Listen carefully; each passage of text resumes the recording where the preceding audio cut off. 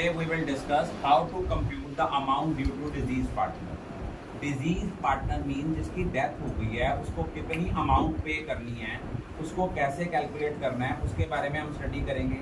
सबसे पहले disease partner को देना है जितना उनका कैपिटल बैलेंस स्टैंड करता है।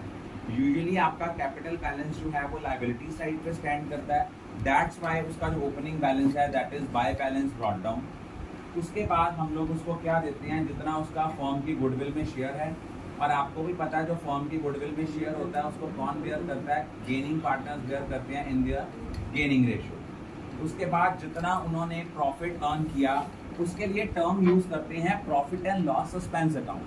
अब आपके माइंड में आएगा सर हम इसके लिए profit and loss word term क्यों नहीं यूज करते, because it's not an actual profit, it's an estimated profit, that is why we use the term profit and loss suspense account. उसके बाद जितना उसका रिवैल्यूएशन के गेन का शेयर है वो पे करेंगे, उसका कोई अकमुलेटेड प्रॉफिट्स और रिजर्व का शेयर है वो पे करेंगे, जितना इंटरेस्ट ऑन कैपिटल कितना पे करेंगे from the date of opening till the date of death, जितना बनता है उसकी एंट्री आएगी profit and loss suspense account debit to deceased partner's capital account. और उसके बाद कोई उसके सैलरी है, कोई कमीशन है वो हम पे करेंगे।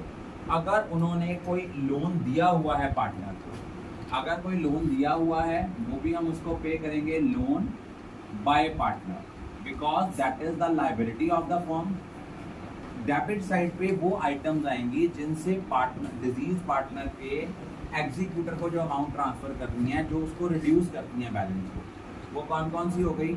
अगर फर्म ने पार्टनर को कोई लोन दिया हुआ है तो उसके अमाउंट ड्यू में से डिडक्ट करेंगे, कोई ड्राइंग्स हैं, कोई इंटरेस्ट ऑन ड्राइंग्स हैं, कोई शेयर ऑफ लॉस है। ज़रूरी नहीं है कि हमारा एस्टिमेटेड प्रॉफिट ही हो, एस्टिमेटेड लॉस भी हो सकता है।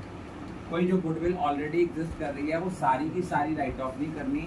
मान लो गुडविल एग्जिस्ट कर रही है ऑलरेडी 10,000 के साथ, 3 पार्टनर हैं A, B और C, रेशियो है 5:3:2। तो B की डेथ हुई है, B का शेयर कितना बना 10,000 का 3/10 दैट इज 3,000, वो आएगा टू गुडविल। कोई आपके फिक्टिशियस एसेट्स स्टैंड कर रहे हैं बैलेंस शीट की एसेट साइड पे, उनको राइट ऑफ करके जितना डिजीज पार्टनर का शेयर बनता है वो लिखना है। और बैलेंसिंग अमाउंट आपने कहाँ ट्रांसफर करनी है, डिजीज पार्टनर के एग्जीक्यूटर अकाउंट में। एग्जीक्यूटर कौन होता है, एग्जीक्यूटर होता है जो उसका लीगल हायर है, who is entitled to get his share from the firm. Is it clear? ये आपको 4 मार्क्स में यूजुअली पेपर में आता है। I think all of you are clear.